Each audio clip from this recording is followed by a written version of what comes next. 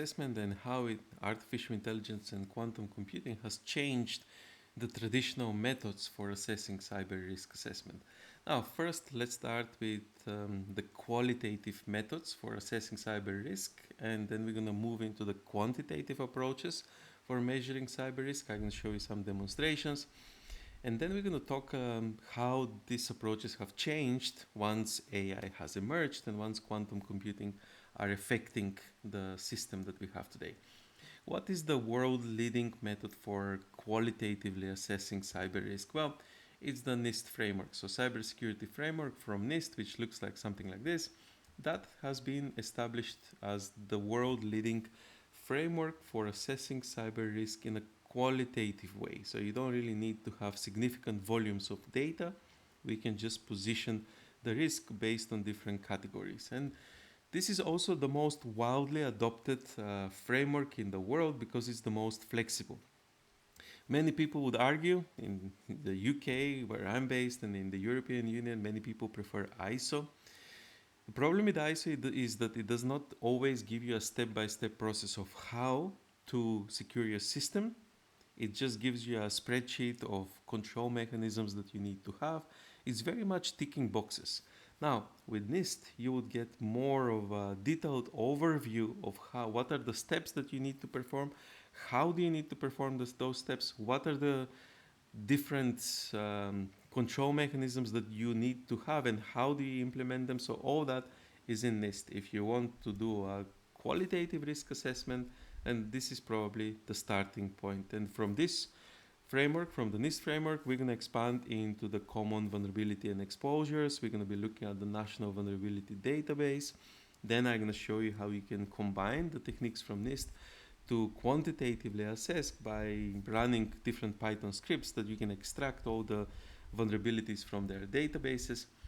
But this is a different approach. Before we go into too much detail about the NIST approach, let's look at the alternative approach, which is the quantitative risk assessment for cyber risk. And here, the leading institute in the world is the FAIR Institute, Factor Analysis of Information Risk. There are various different FAIR models. There is FAIR Data, FAIR AI. In terms of quantitative risk assessment, we're talking about the factor analysis of information risk. And in this tutorial, I'm going to show you how to apply the FAIR method to do quantitative cyber risk assessment. If you're interested in their standards, on their webpage, you can find their standards. You can register for free education and you can collaborate with them.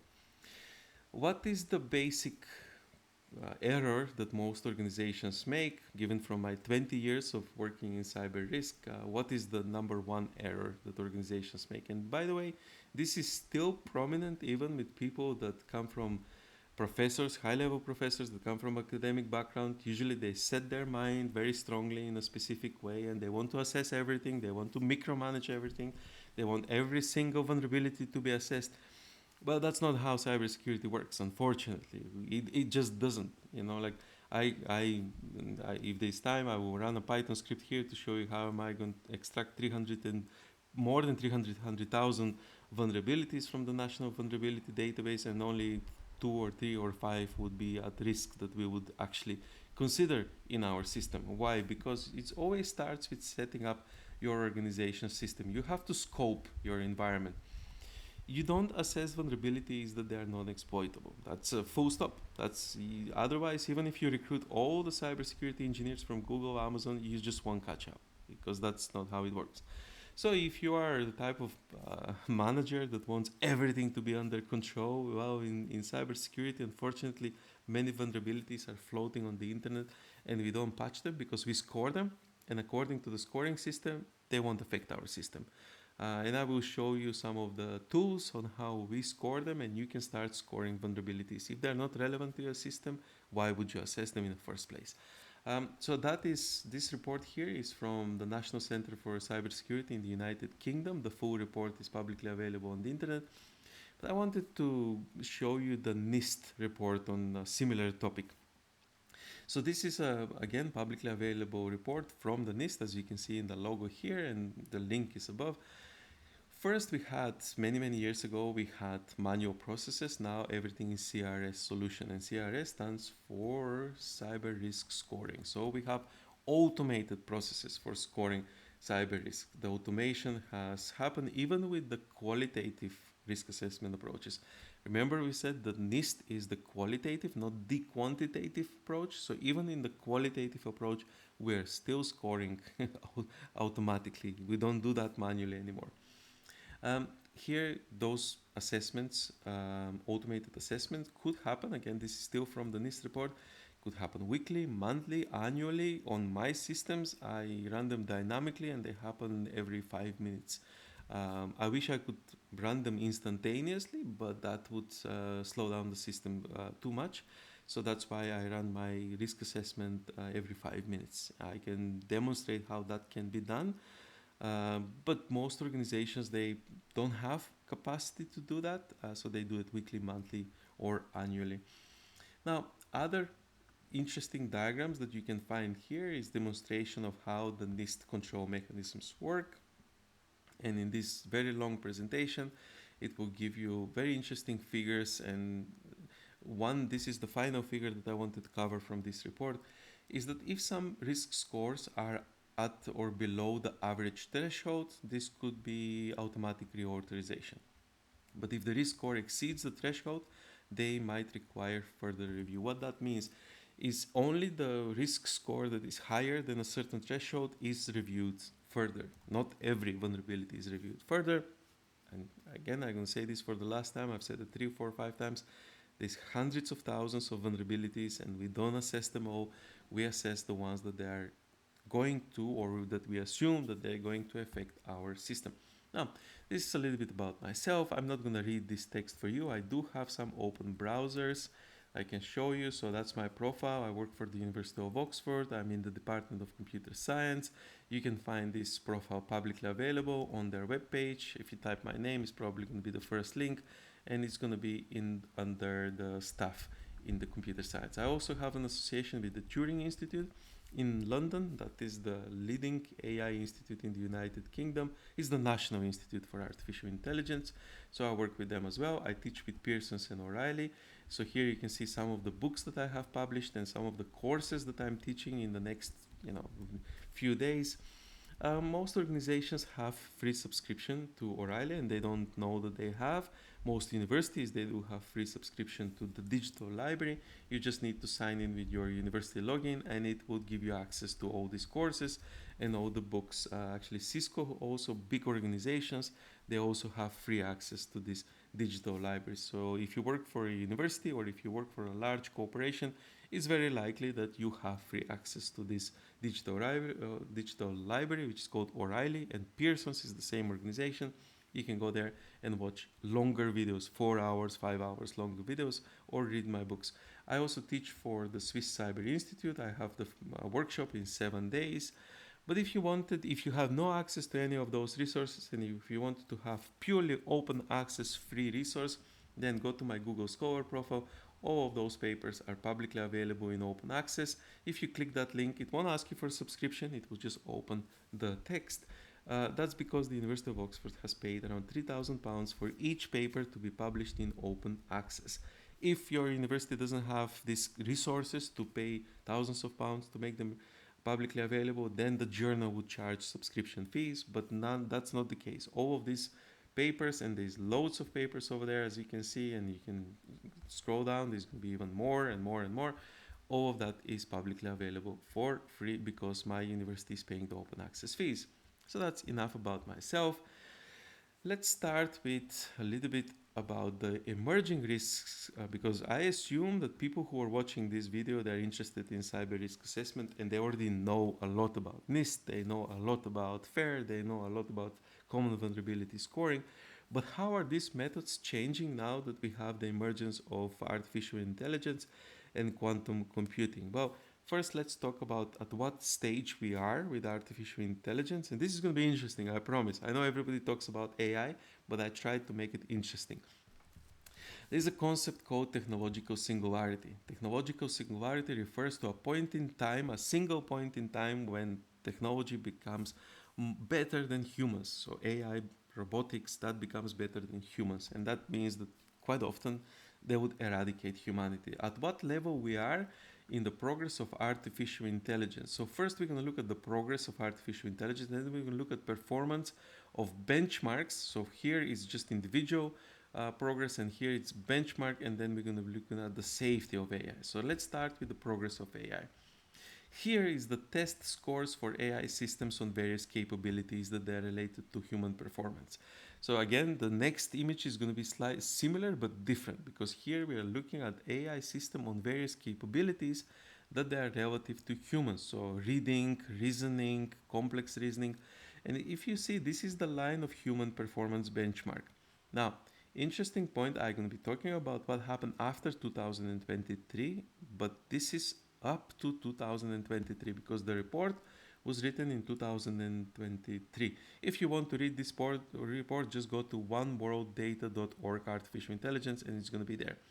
Now, if you look at this graph here, artificial intelligence has already exceeded human capabilities in various different performance metrics. And from 2000 and since the emergence of ChatGPT, which is somewhere around here, 2001, 2002, we have seen that this only upward curve is just shooting straight up, outperforming human capabilities in every possible way. Now let's look at the performance of various benchmarks that they are compared to human level performance. Now, if you don't know what those benchmarks are basically a collection of different human level performance algorithms. So we have a line, the same like in the previous figure, of human level performance, and this is, for example, the benchmark for generative AI. And as you can see, this is all going up, up, up. So the progress of AI on these different benchmarks compared to human level performance, it's also on the upwards trend. So the two figures compare each other. So what is the safety of artificial intelligence? And here, this is an interim report from a very accredited institution that you can read, and I'm just looking for a single diagram that I wanted to show you. Even I apologize for me scrolling. There is the diagram. So we're referring to this, the training compute of new machine learning systems over time. As you can see, we have this line here that is going in upward trajectory. So here we have the perceptron over there, and at some point, something happened, and then everything went up in a curve. So what happened here? Well, something happened over there. We're going to be talking about that, but usually there is this trigger event that changes the perception. And now, by the way, ChatGPT 4, we are somewhere here, we have ChatGPT 5. So this is not up to date. And here you can find that figure that I showed you. If I scroll a little bit down, there you are. So this is the figure updated up to 2024. Now I'm going to close this one, and we're going to move to the next slide, which is the research trajectories of when will artificial intelligence and singularity happen. So if we look at that as a trajectory, so here what we're going to test first is the topic on, hold on, if I can copy this. For some reason it doesn't let me copy, so let me do this just so I can copy the text, and I'm going to show you something that you can replicate at home during this call or afterwards. So we're going now to the Google Trends, and we're going to type the topic artificial intelligence. We're going to change it by worldwide. We're going to change it to the longest that we can. And as you can see here, up to some point, that trajectory, the line was just going in a normal curve. It wasn't really going very much flat. But at some point, as you can see here specifically, it's just going up, up, and up. So there's a lot more interest and there's a lot more concern that artificial generative intelligence is becoming a real problem in our society. That's why it's something that we need to risk manage. And what are the recent growth in capabilities of AI? Well, this report here is from Epoch's AI, and I'm gonna let you read this in your own free time because it compares the models, the different models, the frontier models, with the LLMs and with select companies like Meta, OpenAI, Google. What you will notice if you read this interesting report with lots of visual explanations and diagrams is that the upward curve, and we're looking at this specifically 4x. So 4x according to one performance, 6.7x per year according to a different performance metrics. So according to this performance metric, even if it's running at that 6.7x per year, we are definitely heading towards a singularity event. Now, we could model this in various research papers. This is a research paper on archive preprint published that is modeling this. And as you can see from the modeling, that is also going in an upward curve. Going to the next slide, I'm not going to open these links because the presentation is going to get more like 3-4 hours instead of 1 hour lecture. But just to say that human intelligence is fixed, and if we can, unless we can somehow merge with the machine, the human intelligence will be surpassed, and that's as I showed you on the previous records.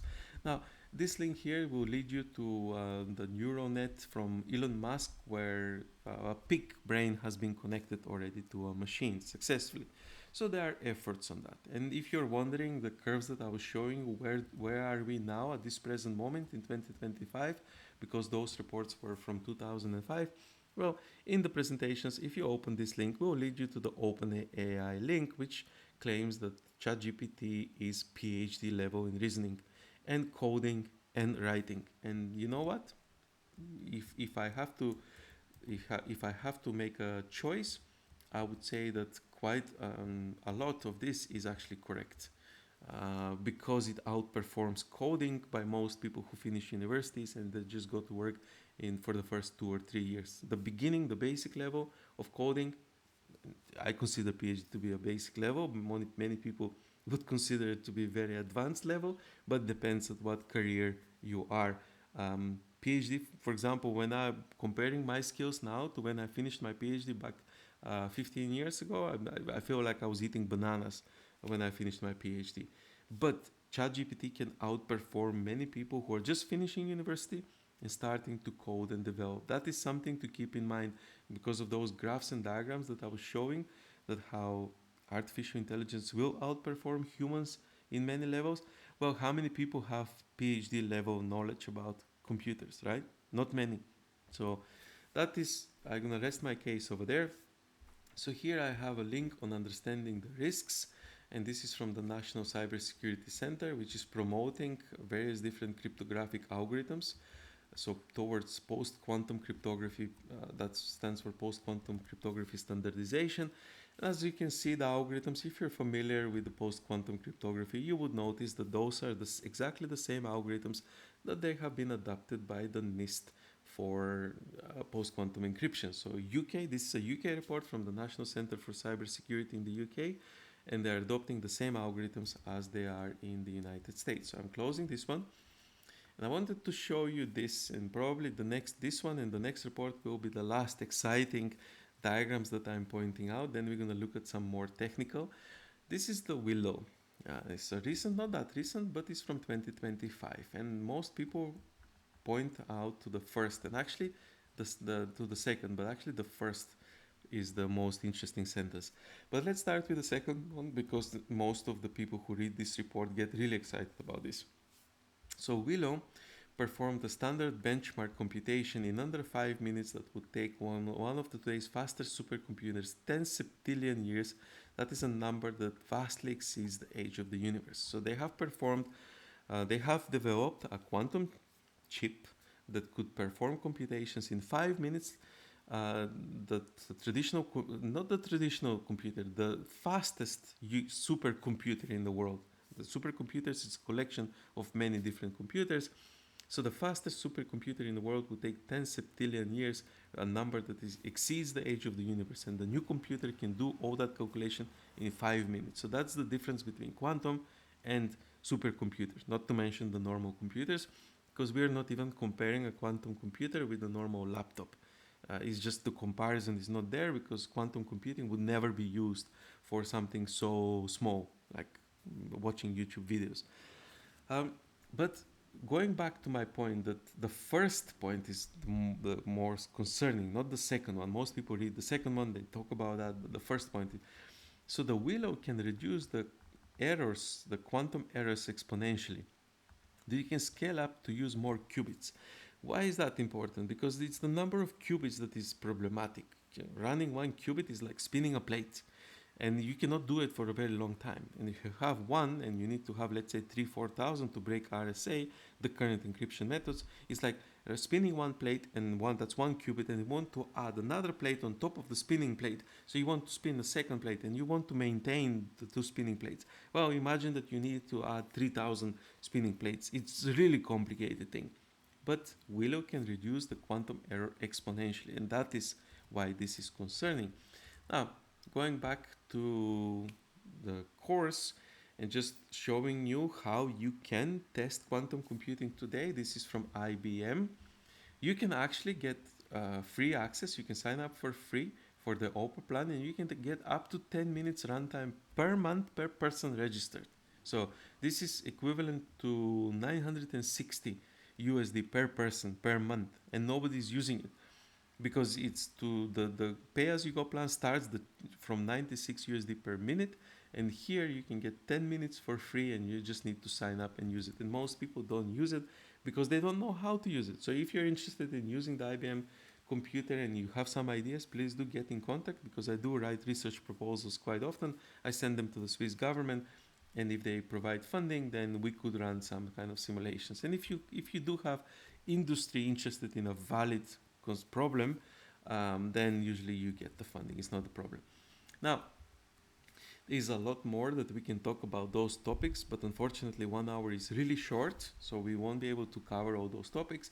Just wanted to point out that there's a link here, the path towards quantum advantage, and if you open that link, it will give you a very detailed map of what we can expect and when. That's from IBM. They have created a map of the path towards quantum advantage. Here there's a testbed, this Abu Dhabi testbed. Actually, I have a whole list of around 20 different testbeds that you can use in collaboration. So there are quantum secure testbeds that you can use. And here there's a quantum roadmap to post-quantum security. This is from the European Union. Why did I include that link? Because NIST adopted the post-quantum cryptography algorithms. They selected them. European Union and the UK objected the adoption of those algorithms for a long time. Now I showed you the report from the UK that is already adopting the NIST selected algorithm, and this report here in green is how the European Union is planning to adopt the NIST approved post-quantum cryptography. This was quite obvious that they're going to do it. It was just politicizing something that should never be politicized. They were politicizing security. Actually, most of the post-quantum cryptography algorithms adopted by NIST emerged from Europe, from Zurich, from Frankfurt, from Vienna. So it's not like we have the capability to produce better algorithms because we already produced those algorithms. Now, what are the early warning signs? So you lack security updates. Second is your organization has no encryption standards, no plan for encryption standards. If you have no plans, that means you're ignoring the problem. And actually, this is something that they call the time travel attack, when organizations that they develop that they are developing quantum computing now, adversarial organizations, they're probably storing data already, and that data is from banking, finance, stocks, information that would be still valid in 5, 10, 15 years time when they have the computer, and they can do what they call time travel attack. The same attack is also called save now, decrypt later. So imagine you have loads of money in a wallet that is not going to change, bonds that they're not going to change in 5, 10, 15 years time. Well, imagine you have that encrypted and stored. You have a quantum computer, you break the algorithm, you sell the bonds, and then you are out of money. And if you're skeptical about quantum computers, here there's a link to a whole list of quantum processors that are already in existence. And you'll be surprised about how many quantum processors there are.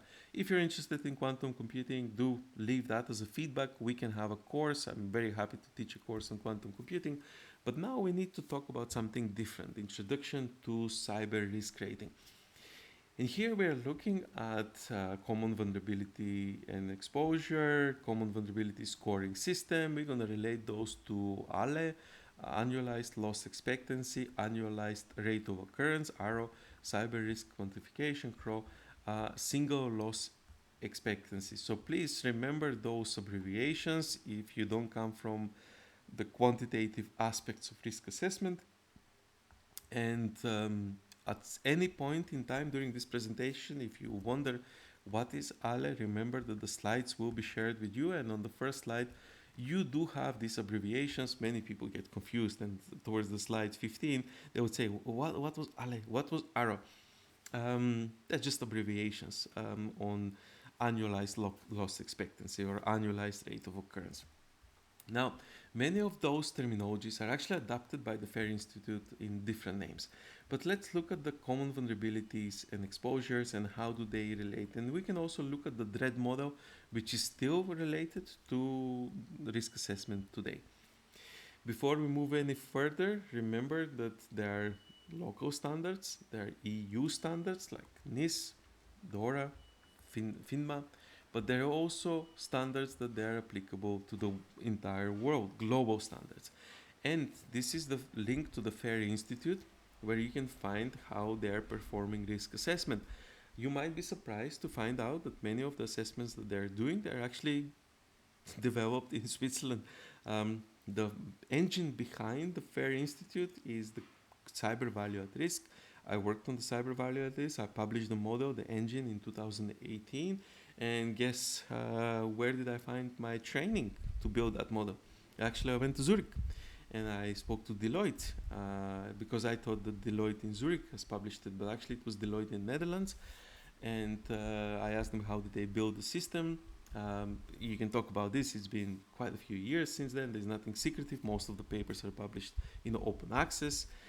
So I did contact the team in Netherlands, and they said they put a group of experts in a room because although it was quantitative, it was still in such early stages that the data strategies were not built by the organizations. So you can build a quantitative model, but you need the data. In 2018, 2017, 2016, when they were building that model, the data strategy of those organizations was not up to scratch. And I don't want to point fingers and name organizations, but most organizations, even today, if they want to do quantitative risk assessment, they lack the data because their data strategy is not planned. And before you can do anything with quantitative risk assessment, you need to sort out your data strategy.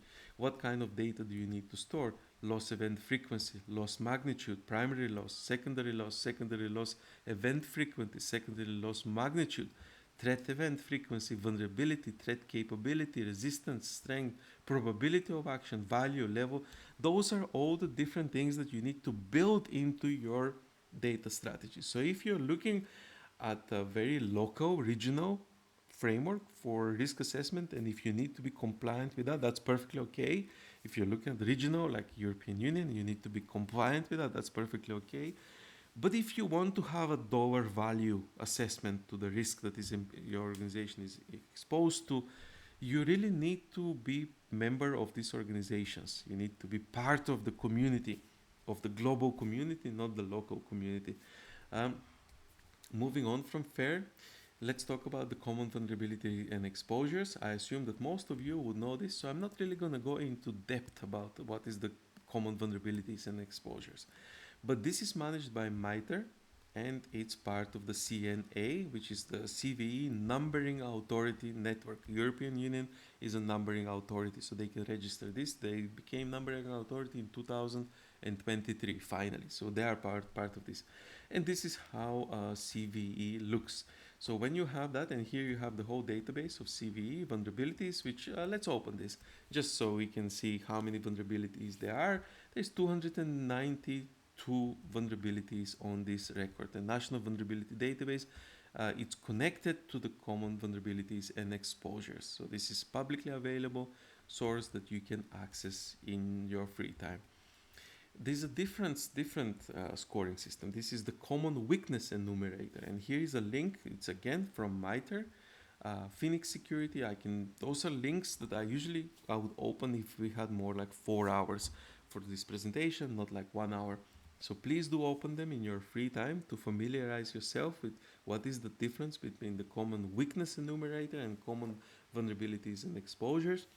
But it's simply a categorization of the underlying software weakness that allows for the vulnerability to exist. So this is, even if there is no vulnerability, the software itself has weaknesses. So this is in relevance to weaknesses. And now we're going to the common vulnerability scoring system. Again, I'm going very fast through those because I assume that you know what they stand for. So we need to get to the stage that we're going to say how they have been impacted and changed by AI and quantum. But this is how CVE looks. So you have the base metrics, the threat, the environmental, and the supplemental. At the very beginning of this presentation, I said that we don't actually measure every score. We don't every vulnerability. We look at the score, and this is how the score looks like. So if something is in this category of red, clearly you need to pay attention. If something is in this category of green, that is something that is already been patched. But also, if something is in this category of red, this means really high risk, but very low probability of occurrence, we don't really look at that much into detail. So that is why prioritization is based not only on the risk factor, but also on the probability of occurrence. So in this, we're looking at the vulnerability risk. So what is the risk of this happening? Um, but then you have to combine it with different risk assessment models. We never use just one risk assessment model. Actually, even the common vulnerability scoring system is a combination of different models that you have to combine further with other models. What you would notice in the common vulnerabilities version 4, let's quickly open the common vulnerability version 4. If you open the calculator, which is going to be, hold on, where is the calculator? Let's open version 4. I'm looking for version 4. There we are. The calculator has a feature that we've built inside. So when you scroll over it, when you go over a certain button, quite often you get like a highlight of telling you what it is. Now, in this specific browser, is not telling me. So let's look at maybe 3.1 calculator, the older versions. But when you hover over with your mouse, it will tell you usually what does it stand for. But that again, it's something that I cannot demonstrate here because for some reason it doesn't want to tell me what is the value of those. But usually when you hover over a button, it will open up a pop-up. Oh, there it is. There it is, the pop-up window. So you have to let it rest for a second. So assigning the value to the metric. So if you go to the next button, if you let it rest for a second, it will show. And I think in version 3, it was very quick. And then people complained that these windows keep popping up. And if you're really fast, it's not going to show up. But you see now, if you scroll over a button, it tells you what the button is. So you can basically determine, so you can select, okay, attack vector is my network, attack complexity is high, privileges required are low, and user interaction is none. So you scroll those buttons here, and it will tell you the risk score based on that network. But this risk scoring is now automated. We don't do the clicking of buttons anymore individually. So how this common vulnerability, common weakness enumerator, and common vulnerability scoring system, how do they connect? Well, they are based, so with the CVE, you can identify vulnerabilities. With the weakness enumerator, we can map the weakness type. And with the score, you can evaluate the severity. So CVE is unique ID for a vulnerability. The weakness enumerator is a taxonomy of the underlying weakness. And when you combine them, you would get a score, let's say 9.8. That is when you need to start paying attention.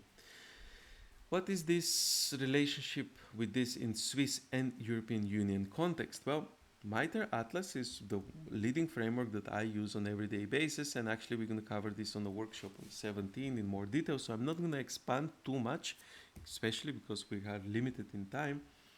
But NIST and DORA require evidence of vulnerability management process. And the CVE, the weakness enumerator, the common vulnerability scoring system form the auditing trail.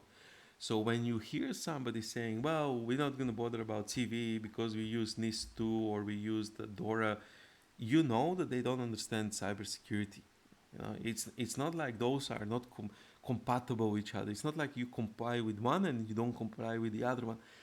You use CVE, you use the weakness enumerator, you use the common vulnerability scoring system to form the audit trail.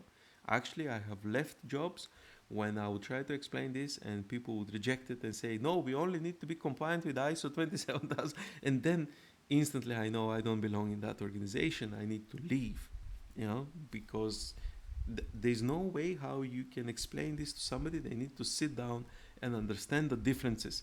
And if they cannot find time to understand these differences, that these are the one method is complementing the other. So the CVE and the CVSS is helping you reach the NIST2 and DORA. If you don't understand that, you really need to sit down and read these papers that I'm showing you here, because there's no way to explain it any better than what they have already done. Now, if you need more of a practical example, a demonstration of how this operates, well, let's look at the common vulnerability exposures. This is let's say a remote code execution in inference API. Then we have the common weakness enumerator, when the code injections is the underlying cause. And what is the role of the common vulnerability scoring system? It's identifying, let's say, base metric of 9.8 based on the threat, height, environment, medium, severity rating, and prioritization. So this is a map of how those are applied in combination. And moving from ALET to CRO, cyber risk quantification, you need to identify and measure the financial risk first. Because remember that quantification is usually related to financial aspects that you can measure quantitatively. If there is an attack, if you have downtime, what is the dollar value that is associated to that? And for this, you would use open fair model to model the loss frequency magnitudes and show the loss succeedance curve. When you click on that link, it will show you, lead you to the place where that would be explained how it is done, unless you already know, which I assume that you already know. So the severity baseline comes from the common vulnerability scoring system, and that it is based on base, threat plus environment.